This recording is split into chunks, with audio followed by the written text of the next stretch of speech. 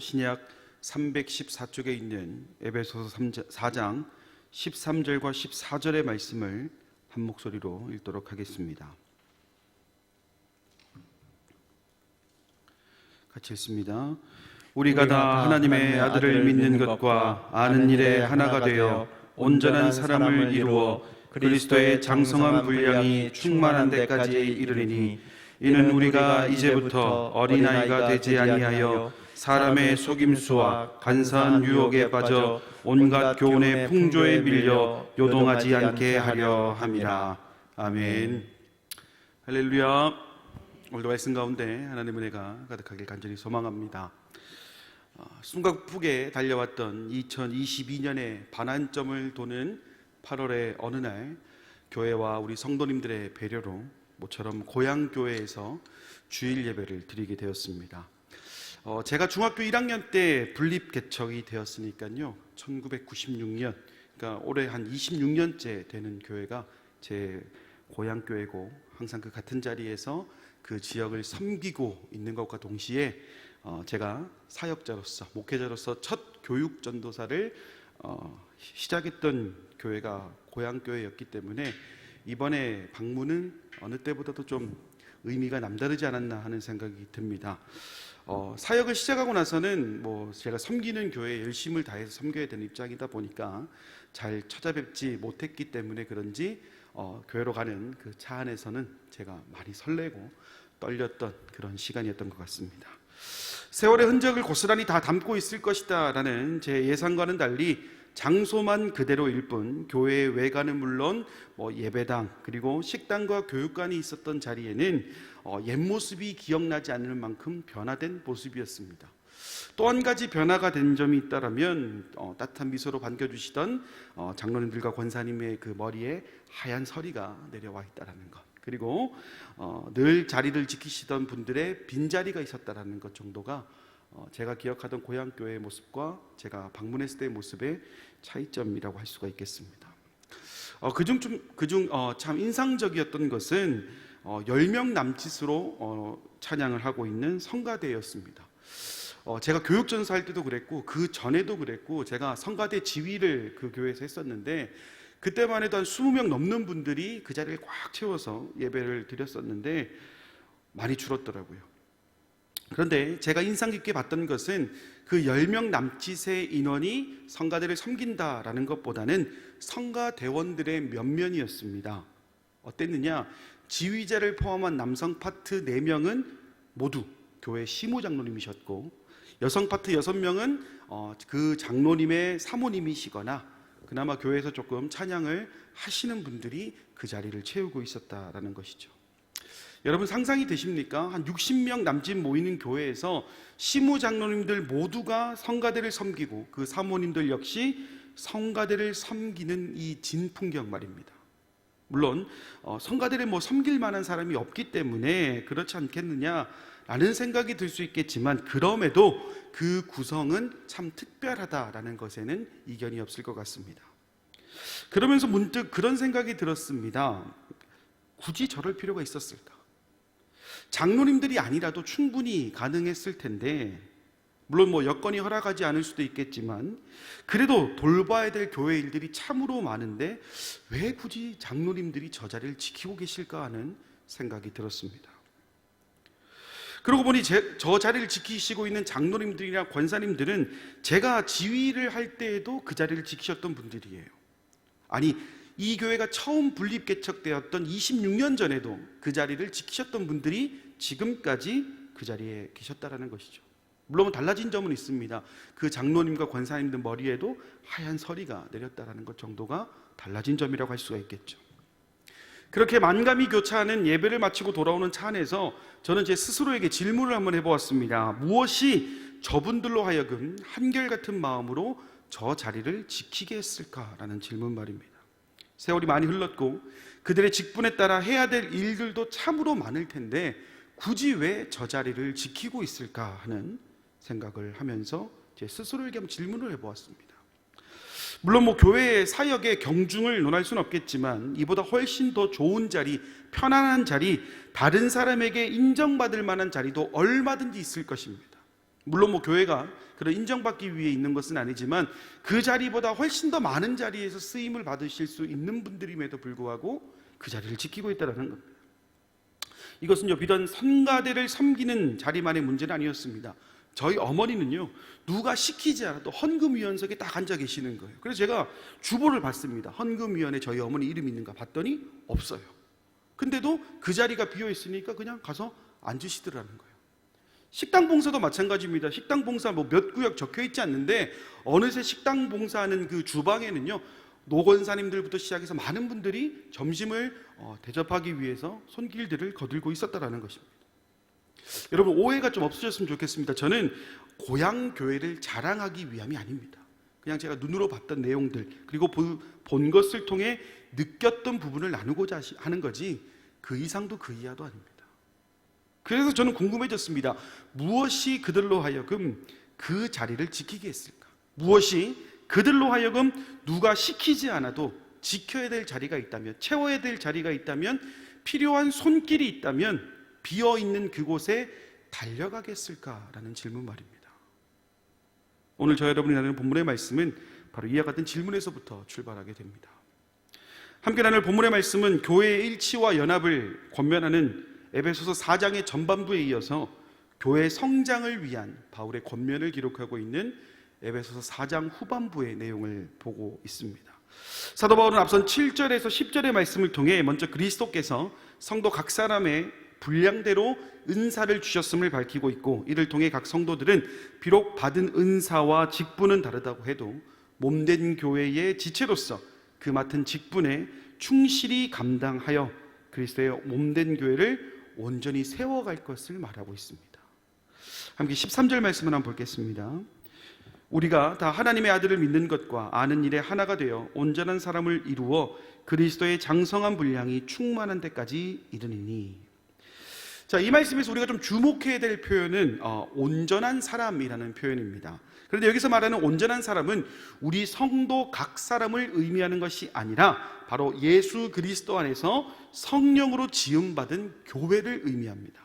이는요, 사도 바울이 그간 가져온 관심에서도 잘 나타납니다. 사도 바울의 관심은 언제나 교회였습니다. 온통 교회 문제에 관심과 집중을 했던 사람이죠. 그렇기 때문에 성도들의 고민 역시, 이 권면을 듣는 성도들의 고민 역시 이와 같길 바랬던 것입니다. 어떻게 하면 교회를 온전한 사람으로 만들까?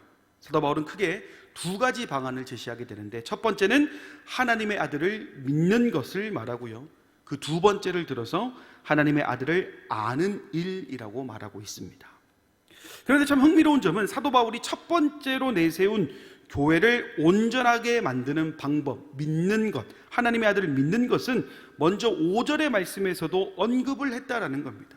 다른 장이 아니라 같은 장에서 똑같이 반복하고 있다는 것은 그만한 이유가 있겠죠. 그리고 그 이유는 믿음에 머물러 있는 것이 아니라 한 걸음 더 나아가는 그 무언가를 말하고자 하는 것인데, 그것이 바로 두 번째 방안으로 제시하고 있는 아는 일에 있습니다. 다시 말해서 사도 바울은 지금 교회가 갖고 있는 믿음이 지식의 차원으로 발전해야 함을 지적하고 있다라는 것이죠. 이쯤 되면 우리 고개가 조금 갸웃거려지는 것이 사실입니다. 왜 그렇습니까? 자기가 믿는다고 고백하는 예수님을 모르는데 어떻게 믿는다라고 할 수 있겠냐라는 부분 아니겠습니까? 내가 지금 이 자리에 나와 예배 드리는 것, 주님께 기도하는 것들이 예수님을 모르면 할 수 없는 일인데 하는 생각이 들지 않습니까? 그런데요, 결론부터 말씀을 드리면 우리는요, 예수님을 모르고도 믿을 수 있는 존재라는 겁니다. 말씀을 준비하는 도중에 한 통의 전화를 받았습니다. 언제부터 친구였을지 모를 꽤 오랜 시간 함께했던 중마고의 전화였습니다. 전화의 목적은 이번 태풍으로 인해서 제가 고향이 포항이다 보니까 포항에 계신 부모님들은 좀 이렇게 괜찮으시냐라는 그런 것을 묻기 위해서 저한테 전화를 했었죠. 그래서 뭐 부모님의 안위를 묻고 또 이런저런 얘기하다 보니까 통화가 꽤 길어졌습니다. 그러던 중에 그 친구가 결혼은 좀 일찍 했는데 아이는 좀 늦게 낳은 그 2살배기 딸이 있는데 뭐 이런저런 얘기하다가 갑자기 그 2살배기 딸 얘기가 딱 화제가 딱 전환이 딱 되는 거예요. 그래서 내가 한번 이 친구가 교회를 다니지 않으니까 한번 전도할 수 있게끔 내가 한번 이렇게 말을 한번 덧내봐야 되겠다라는 생각이 들어서 이제 그 친구가 교회를 다니지 않는 것을 감안해서 제가 조심스럽게 말을 한번 걸어봤습니다. 어떤 말을 했느냐, 부부가 아이 없이 1시간을 같이 보낼 수 있는 게 흔하지 않은 기회다. 그러니까 딸을 교회 학교에 보내서 그 교회 학교에 가 있는 1시간 동안만큼이라도 부부 2사람이 좀 같이 하는 시간을 가지면 어떻겠느냐라고 제가 조심스럽게 말을 건넸습니다. 그랬더니 그 친구의 대답이 참 재밌습니다. 야, 나중에 아빠 교회 가자 막 어깨 잡고 팔 붙잡고 하면 어떡하냐고. 난 안 간다. 그래서 못 보내겠다고 막 그렇게 얘기를 하는 겁니다. 그러면서 뒤이어 나오는 말이 더 재밌습니다. 내가 어렸을 때 네 딸아 교회 간 것만 해도 충분하니까 그만해 라고 얘기를 하는 거예요. 그 말을 들으니까요, 어렸을 때 그 친구가 제 성화에 못 이겨서 교회를 따라왔던 그런 시기가 있었습니다. 제가 막 안 가면 막 쪼르고 막 그랬었거든요. 그래서 제가 물었습니다. 그래도 그때 참 재밌지 않았느냐? 라고 물었더니 이 친구가 이렇게 대답합니다. 재밌었지. 그래도 그때는 내가 참 잘 믿었던 것 같은데 라고 이야기하는 겁니다. 그렇습니다. 그 친구가 말하는 잘 믿은 것 같은 데는요, 여러분, 뭔가 신학적으로 접목이 되었다? 아닙니다. 방언을 받았다? 아닙니다. 불같은 성령의 체험을 받았다? 아닙니다. 그저 교회를 열심히 다녔답니다. 제 성화에 못 이겨서. 그리고 그 친구에게는 그게 잘 믿는 것이었다는 것입니다. 그렇습니다. 이는 비단 그 친구만의 문제는 아닙니다. 오늘 이 자리에 나와 있는 성도님들의 이야기가 될 수도 있을 것이고요, 아니면 지금 교회를 떠나 세상과 친구하고 있는 가난한 성도들의 이야기가 될 수도 있습니다. 여러분이 생각하는 신앙생활은 무엇입니까? 아마 이 질문에 다양한 대답들이 나오겠지만 여러분들이 할 수 있는 대답들을 조금 추려보면 주일 성수 잘하는 것, 헌금 생활 열심히 하는 것, 봉사 열심히 하는 것, 기도의 자리를 떠나지 않는 것, 이 정도로 우리가 이야기할 수 있겠죠. 물론 신앙생활에 있어서 주일 성수 잘하는 것, 헌금 생활 열심히 하는 것, 봉사 열심히 하는 것, 기도의 자리 떠나지 않는 것 중요합니다. 하지만 여러분, 이것이 전부입니까? 아니면 정말 그것만 잘하면 신앙생활 잘할 수 있습니까? 아마 지금 저희 이 질문에 그렇지 않을까요? 라고 대답하는 분들도 계시겠지만 더러는 이 질문에 대답하기가 쉽지 않으신 분들도 계실 겁니다. 왜 그렇습니까? 그것이 전부라고 하기에는 뭔가 한 2% 정도 부족해 보이기 때문입니다. 여러분 그렇지 않습니까? 여러 교회들이 분쟁으로 인한 갈등 때문에 홍역을 앓는 경우들이 많습니다. 그런데 놀랍게도 그 갈등의 시초는 다름 아닌 주일 성수, 헌금 생활, 봉사, 기도의 자리 때문에 출발하는 경우들이 더러 있습니다. 제가 예전에 사역했던 교회 이야기를 한 가지 하려고 합니다.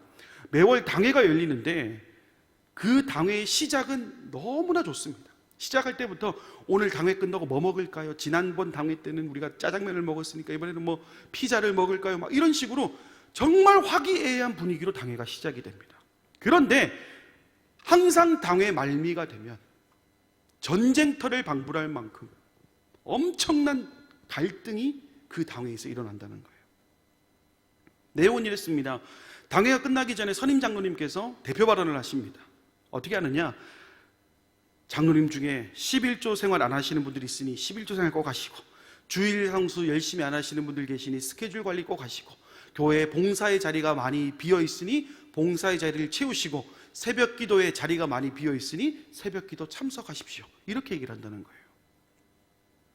여러분 누가 들어도 어색한 이야기가 아닙니다. 분쟁을 일으킬 만한 이야기도 아닙니다. 하지만 이 발언은 늘 당회의 마지막 분위기를 흐렸습니다. 왜 그러느냐? 이 얘기만 나오면 한 장로님이 이렇게 얘기합니다. 아니 왜 잘 나가다가 왜 이야기가 그쪽으로 빠지느냐? 오늘 당회랑 아무런 상관이 없는 이야기를 왜 지금 여기서 하고 있느냐고 따지고 들다 보니까 이 말씀 하신 분은 내가 무슨 부당한 걸 이야기했느냐 막 왔다 갔다 하는 거예요. 참 아이러니합니다. 많은 사람들이 신앙생활 잘하는 방법으로 말하는 것들이 이곳에서는, 아니 우리 곳곳에서 분쟁의 원인을 제공하고 있으니 말입니다. 그럼 무엇이겠습니까? 결국 오늘 사도 바울이 본문의 말씀을 통해 말하려고 하는 것은 바로 이것입니다. 곧 예수님을 모르고도 얼마든지 믿을 수 있기 때문에 우리에게, 그리스도인들에게는 확실한 방법이 필요하다라는 것이죠. 그리고 그 방법을 사도 바울은 아는 것이라고 말하고 있습니다. 여기서 말하는 아는 일이라는 단어를요, 헬라어 원어로 살펴보면 이 지식이라는 단어에 강조의 뜻을 가진 접두어가 이렇게 결합한 단어입니다. 그래서 그 뜻은 본질적이며 철저한 지식이라는 뜻을 가지고 있습니다. 한 가지 예를 들어 볼까요? 우리가 선거를 통해 지역의 일꾼을 뽑습니다. 그리고 여러 후보 중에 한 사람을 뽑습니다. 그 사람을 뽑는 이유는 다양합니다만 결국 그 사람의 프로필과 정책, 공약을 비추어서 합당하다고 판단되는 사람을 결정합니다. 하지만 우리가 그 사람을 잘 안다고 할 수가 있을까요? 그 사람의 프로필, 정책, 공약만 가지고 그 사람에 대해서 모든 것을 알 수 있다고 얘기할 수 있습니까? 아닙니다. 이면에 감추어져 있는 은밀한 비밀들은 알 수가 없습니다. 그리고 더 중요한 사실은 그 사람이 유명 인사이기 때문에 나는 그 사람을 안다라고 말할 수 있겠지만 정작 그 사람은 나를 모른다라는 겁니다. 어쩌면요, 우리가 예수님을 안다는 것도 이와 비슷할지도 모릅니다. 물론 우리 모두는 성경을 통해 또는 수많은 목회자들의 설교를 통해 예수님께서 2000년 전에 태어나셨고 나를 위해 십자가 달려 죽으셨고 다시 부활하셨고 돌아오실 것이다, 우리가 너무나 잘 알고 있는 사실입니다. 그것을 모르고 예수님을 믿는 사람은 아무도 없을 겁니다. 문제는 그것뿐이라는 것이죠. 다시 말해서 내밀한 관계 속에서 예수님을 아느냐라는 겁니다. 더 나아가서는 예수님이 나를 아시는 관계 속에서의 예수님을 알고 있느냐라는 것이죠. 말이 어렵습니까? 쉽게 말해서 날마다 예수님과 인격적으로 교제하면서 예수님이 주시는 풍요로운 은혜와 간섭 그리고 사랑과 보살핌을 맛보고 있느냐라는 겁니다. 그리고 성경은 이런 예수님과 우리의 관계를 목자와 양에 비유하며 목자가 자기 양을 아는 것과 같은 관계에 있다고 말하고 있습니다. 그렇다는 것은 우리의 믿음이 이러한 예수님과의 인격적인 깊은 교제의 단계까지 이르지 못했다면 우리는 예수님을 믿는 신앙생활이 아니라 어쩌면 교회 생활을 하고 있는 건지도 모른다는 것이죠. 신앙생활과 교회생활, 여러분 표면적으로 봤을 때 둘의 차이가 있을까 하는 생각이 드실 수도 있겠지만 적어도 교회생활은요, 믿음이 없이도 얼마든지 가능하다라는 점에서 신앙생활과는 전혀 다른 결을 보인다라는 겁니다. 여러분, 신앙생활이 무엇입니까? 질문한 겁니다. 신앙생활이 무엇입니까? 아마 머릿속에 떠오르는 단어들이 몇몇 있겠지만 지금 이 질문에 그렇게 대답했다가는 전혀 신앙생활을 모르는 사람으로 막 느끼지 않을까라는 생각이 드실 수도 있습니다. 그럼 아까 얘기했던 주일 성수 잘하고 헌금 생활 열심히 하며 봉사 열심히 하고 기도의 자리를 떠나지 않는 것이 신앙생활입니까? 물론 이러한 방법들이 신앙생활을 이루어가는 여러 가지 방법들 중에 하나일 수는 있겠지만 궁극적으로 신앙생활은 이것만 가지고 할 수 없습니다. 그럼 신앙생활이 무엇이냐? 바로 성경적 가치관으로 살아가는 겁니다. 그리고 성경적 가치관이라는 것이 무엇이냐?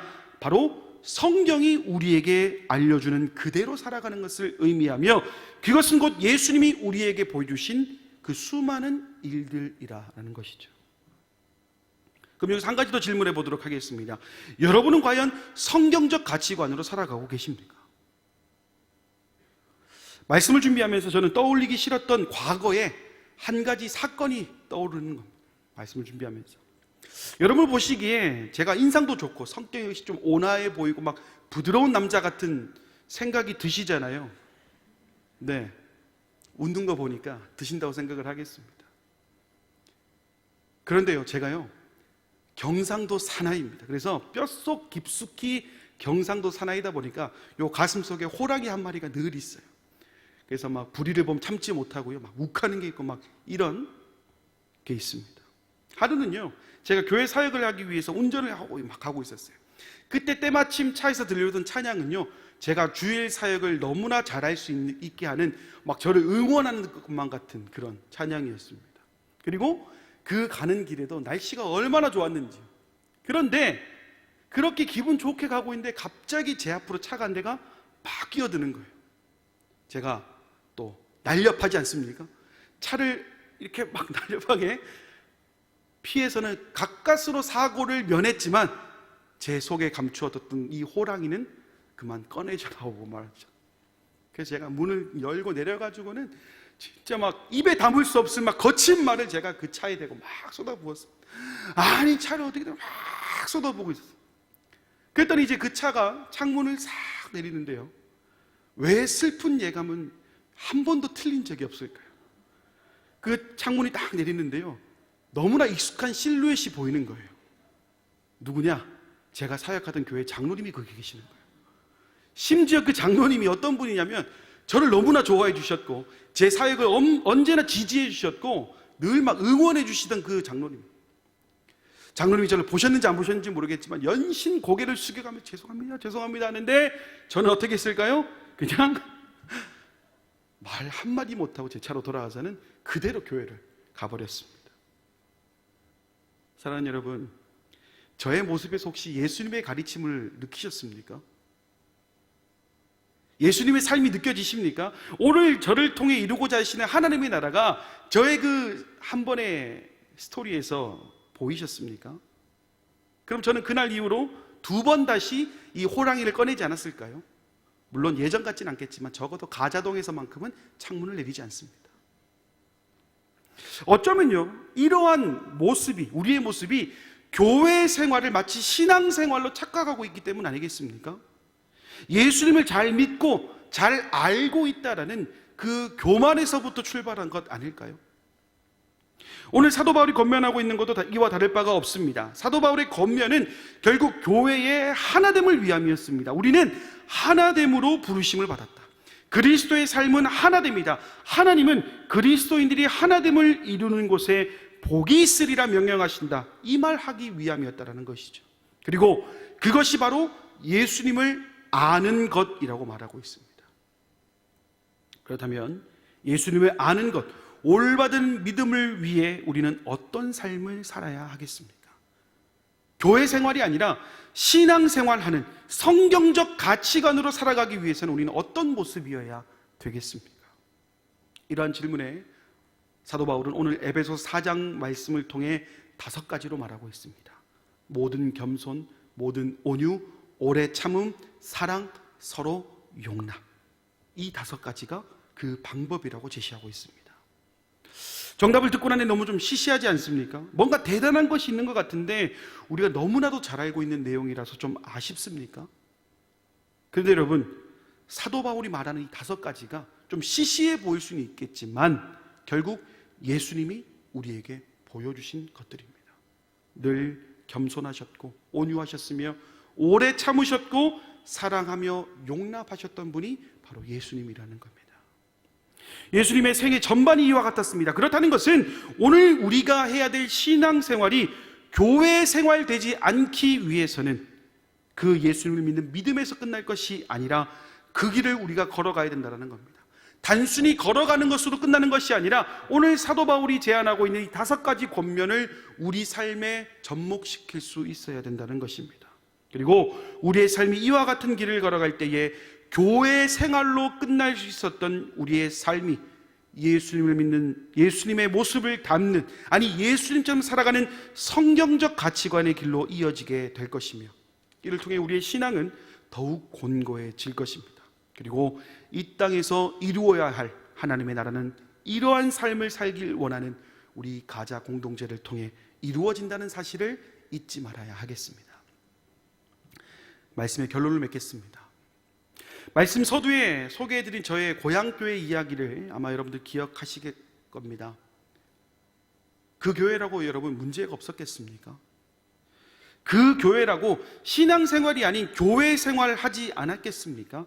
적어도 제가 기억하는 고향교회의 시작은 교회 생활하는 교회였습니다. 날마다 분쟁이 끊어지지 않았고요, 서로의 이권을 챙기기 위해 교회를 떠나고 돌아오고를 수없이 반복하는 교회였으며 지금도 교회를 떠난 수많은 사람들의 빈자리가 느껴지는 교회였습니다. 이쯤 되면 교회가 분리가 되거나 아니 그 분쟁에 지쳐 풍비박산이 나도 전혀 어색하지 않는 모습이 제가 기억하는 고향교회의 모습이었습니다. 하지만 그곳에는 교회 생활을 하는 사람들만큼 진정으로 신앙생활을 하셨던 분들이 계셨기 때문에 지금도 그 교회는 묵묵히 그 자리를 지키며 지역을 섬기고 있는 것 아니겠습니까? 4명의 시무 장로님들을 모두 성가대의 서계에서 봉사해야 겨우 성가대를 운영할 수 있는 수준의 열악한 환경이지만 모든 겸손과 모든 온유, 오래 참음, 사랑, 서로 용납하는 마음으로 그 자리를 묵묵히 지켰기 때문 아닐까요? 오늘 우리 교회의 이야기를 한번 가져와 보겠습니다. 우리 교회는 50년 전에 하나님께서 택하신 바 이루고자 하심이 있으셨기 때문에 이곳 가자동에 세우셨고 우리는 그 50년의 시간을 은혜로 달려왔습니다. 제가 50년의 역사에서 고작 3년의 시간밖에 보지 않았기 때문에 그 모든 일들을 다 안다고 평가하기에는 조금 부족해 보일 수 있겠지만 여러분, 여기까지 오면서 눈물 흘리지 않은 장로님들이 어디 계실 것이며 절망의 늪에서 허우적거리지 않으신 권사님이 어디 계시겠습니까? 그런 눈물의 기도와 헌신, 진정한 그리스도인의 모습으로 인해 여기까지 왔다면 이제 우리가 비전으로 달려갈 50년은 누구의 기도와 헌신으로 이루어야 하겠습니까? 그렇습니다. 바로 여러분입니다. 목사님, 나는 나이가 많은데요, 나는 은사가 없는데요, 나는 시간이 없는데 라고 말하기에는 지금까지 달려왔던, 은혜로 달려왔던 그 50년의 시간이 여러분 너무 귀하지 않습니까? 더러는 집을 팔아서 교회 헌당을 했을 것입니다. 더러는 아들, 딸 결혼 자금으로 교회를 세웠을 것이며 더러는 내가 먹을 음식을 아껴가며 목회자들의 안위를 걱정했던, 기도했던 진정한 신앙생활의 DNA가 우리 교회에 있습니다. 그렇기 때문에 저는 우리 교회에 희망이 있다고 생각합니다. 겉으로 드러나기 좋은 교회 생활이 아니라 비전으로 달려갈 50년을 기대하며 나아가는 신앙생활이 우리 가운데에 있다면, 성경적 가치관으로 살아가는 성도들의 모습이 있다면 이곳이야말로 이 땅에서 이루어야 할 하나님의 나라가 되지 않겠습니까? 말로만 건강한 교회를 외칠 것이 아니라 나부터 건강한 교회가 되기 위해서, 나부터 건강한 신앙생활을 하기 위해서 최선의 노력을 다해야 될 때가 바로 지금인 줄 믿습니다. 보여지는 것으로 신앙의 연수를 채우며 숙제하듯이 신앙생활을 할 것이 아니라 예수님을 믿는 믿음에 담겨진 뜻을 아는 진정한 그리스도인으로 나아갈 때가 바로 지금인 줄 믿습니다. 분명 쉽지만은 않을 것입니다. 하지만 여러분, 옆을 한번 볼까요? 옆에 한번 보세요. 옆에 누가 있습니까? 그렇습니다. 하나님께서는요, 혹여나 여러분의 그 길이 외롭고 쓸쓸해서 넘어지고 엎어질 때마다 일으켜 세워줄 공동체 성도들을 여러분 옆에 붙여주셨습니다. 그리고 우리가 목자 없는 양같이 살아가지 않게 하기 위해서 담임 목사님을 목자로 세워주셨습니다. 이제 우리가 해야 할 것은 온전한 사람, 진정한 그리스도의 몸된 교회를 이루는 것이 우리가 해야 될 일인 줄 믿습니다. 혹시나 뒤처지는 사람이 있다면 끌어주고 밀어주며 이곳에 가자 제일교회가 세워진 목적과 이유를 완성해 나갈 수 있기를 바랍니다. 그리고 언제나 그렇듯 그 길 끝에는요, 우리 주님께서 여러분을 두 팔 벌려 기다리고 계실 줄 믿습니다. 오늘부터 시작되는 남은 한 주간의 삶이 교회 생활을 벗어나 진정한 신앙생활의 삶을 살아가는 모든 성도님들의 삶이 되기를 간절히 소망합니다. 기도하겠습니다. 자비로우신 아버지 하나님, 오늘도 우리에게 베풀어 주시는 은혜와 사랑에 감사를 드립니다. 오늘 우리는 주신 말씀 앞에 우리의 모습을 내어놓으며 다시금 삶을 점검해 봅니다. 혹여나 예수를 믿는 것에 아는 일이 하나가 되지 못해 신앙생활이 아닌 교회 생활을 하고 있지는 않았는지요. 우리를 너무나 사랑하셨던 주님의 모습을 잠시 잊어버려 내 이웃을 사랑하지 못하지는 않았는지요. 오늘 말씀 앞에 내 삶을 비추어 봅니다. 그리고 그 말씀이 보여주는 삶의 이야기로 나아가길 소망합니다. 분명 그 길은 험하고 힘들겠지만 우리 주님께서 내 손을 잡고 계신다는 사실을 잊지 않는다면, 기억한다면, 담대히 나아간다면 감당하지 못할 이유는 어디에도 없을 줄 믿습니다. 세상의 시선과 판단을 앞세우지 않고 오로지 성경적 가치관의 삶을 살아가며 모든 시선과 판단의 기준을 하나님께 맞출 수 있는 가정공동체 모든 성도들의 삶이 될 수 있도록 인도하여 주시옵소서. 모든 말씀 예수님의 이름으로 기도드립니다. 아멘.